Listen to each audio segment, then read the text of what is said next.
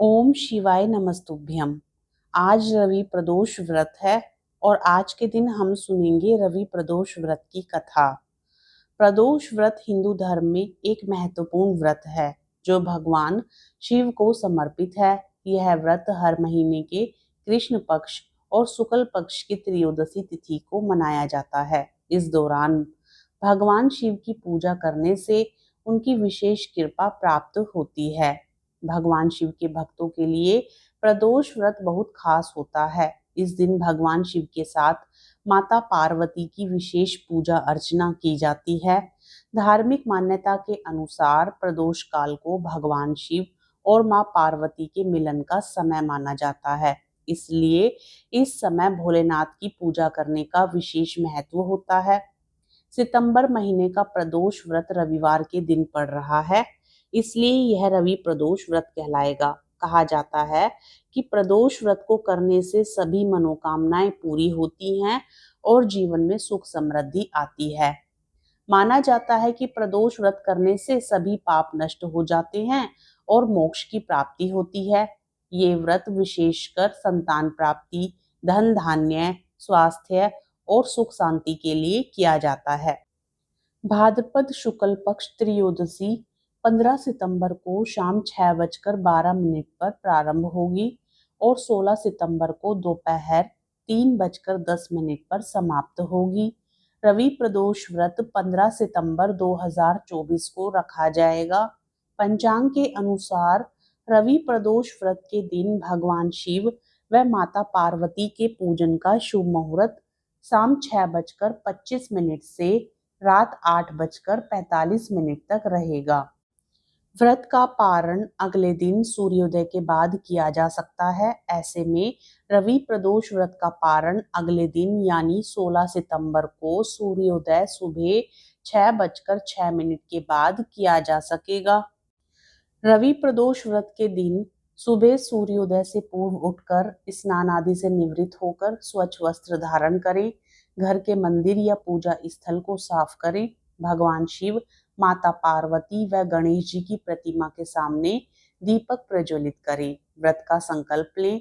भगवान को धूप, दीप, भोग, अक्षत व फल आदि अर्पित करें। आरती करें। शाम को आरती के बाद प्रदोष व्रत कथा पढ़ें या सुनें। प्रदोष व्रत कथा के अनुसार एक समय सर्व प्राणियों के हितार्थ परम पावनी भागीरथी के तट पर ऋषि समाज द्वारा विशाल गोष्ठी का आयोजन किया गया। इस सभा में व्यास जी के परम शिष्य पुराणवेता सूत जी महाराज हरि कीर्तन करते हुए पधारे। सूत जी को आते हुए देखकर सोनकादि 88,000 ऋषि मुनियों ने खड़े होकर दंडवत प्रणाम किया। महाज्ञानी सूत जी ने भक्ति भाव से ऋषियों को हृदय से लगाया तथा आशीर्वाद दिया। विद्वान ऋषिगण और सब शिष्य आसन पर विराजमान हो गए। सोनकादि ऋषि ने पूछा, हे पूज्यवर महामते, कृपया यह बताने का कष्ट करें कि मंगलप्रद कष्ट निवारक यह व्रत सबसे पहले किसने किया और उसे क्या फल प्राप्त हुआ। श्री सूत जी बोले, आप सभी शिव के परम भक्त हैं। आपकी भक्ति को देखकर मैं व्रती मनुष्यों की कथा कहता हूँ। ध्यान से सुनो।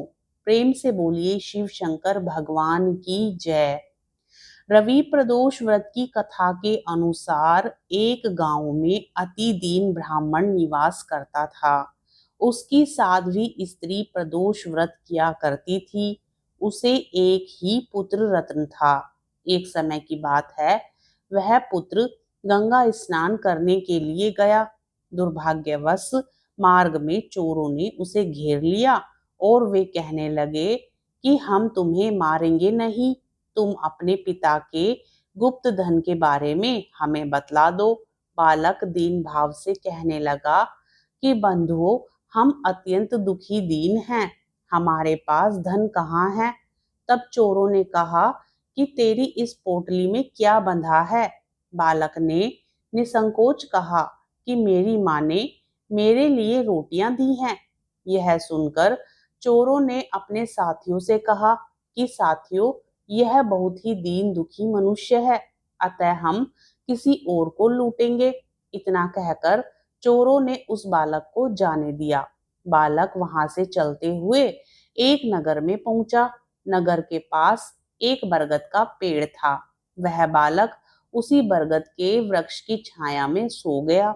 उसी समय उस नगर के सिपाही चोरों को खोजते हुए उस बरगद के वृक्ष के पास पहुंचे और बालक को चोर समझकर बंदी बना राजा के पास ले गए। राजा ने उसे कारावास में बंद करने का आदेश दिया।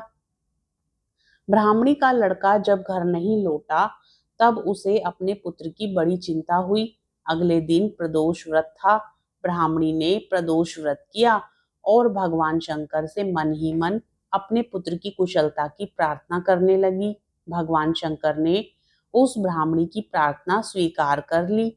उसी रात भगवान शंकर ने उस राजा को स्वप्न में आदेश दिया कि वह बालक चोर नहीं है, उसे प्रातःकाल छोड़ दें, अन्यथा उसका सारा धन राज्य वैभव नष्ट हो जाएगा।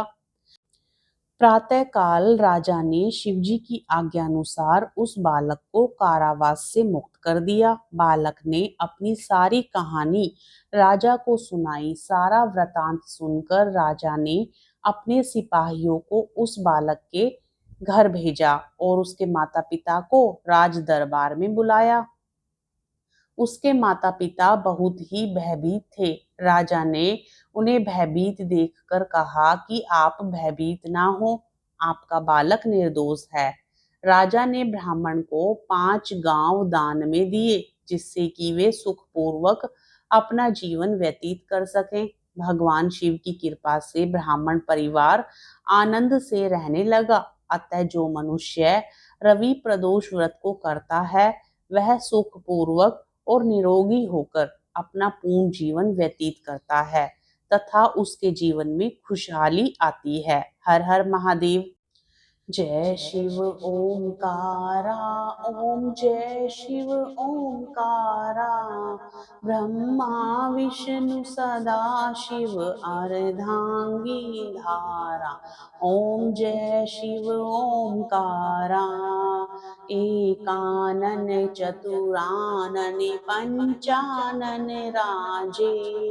हंसानन गरुड़ासन वृषवाहन साजे। ओम जय शिव ओंकारा।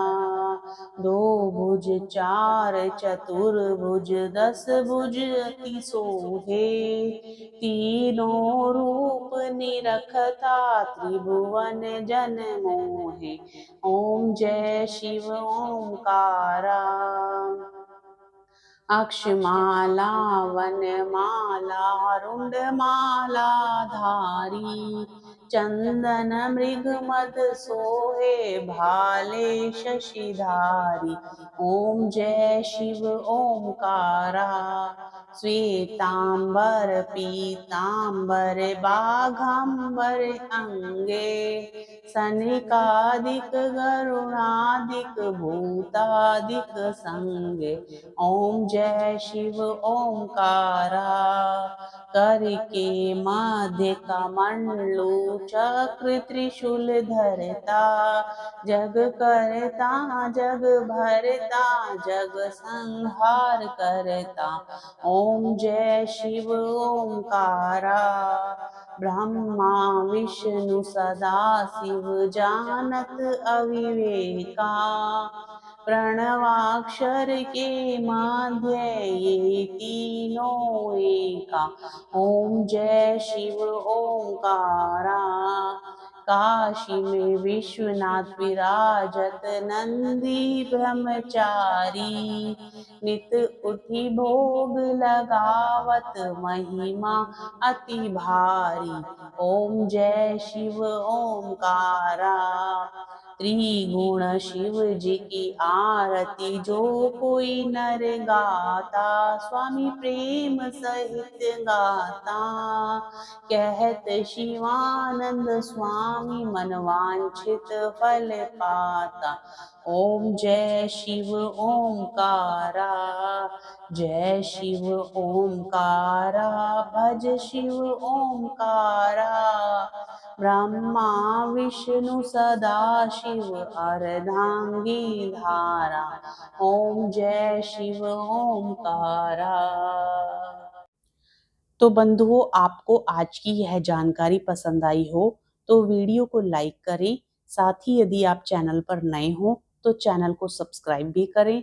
अपने मित्रगणों में वीडियो को ज़्यादा से ज़्यादा शेयर करने की कृपा करें। कमेंट बॉक्स में हर हर महादेव जरूर लिखें। आपका दिन शुभ और मंगलमय हो। भगवान भोलेनाथ की कृपा आप सभी भक्तजनों पर बनी रहे। हर हर महादेव।